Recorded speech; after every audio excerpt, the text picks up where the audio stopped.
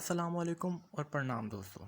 आज हम आपको हिंदी ज़ुबान के चंद नाम और उनके मायने बताएंगे जिनसे पहले आप बिल्कुल बेखबर थे। तो चलिए आइए शुरू करते हैं। नाम है अनाया। इंग्लिश में इसके स्पेलिंग है ANAY। मायने है इसके मकबूलियत मुख्तलिफ।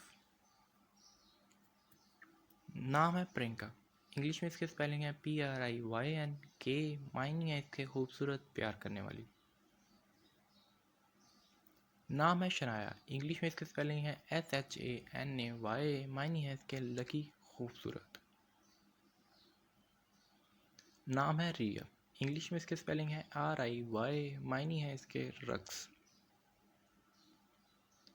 नाम है रितिका। इंग्लिश में इसके स्पेलिंग है RITIK। मायने है इसके रवायत को बरकरार रखने वाली। नाम है सिमरन। इंग्लिश में इसके स्पेलिंग है SIMRAN। मायने है इसके तरमीम खूबसूरत। प्लीज़ कमेंट करके बताइएगा कि आपको हमारी ये वीडियो कैसी लगी, और अगर आप भी किसी नाम का मीनिंग जानना चाहते हैं तो प्लीज़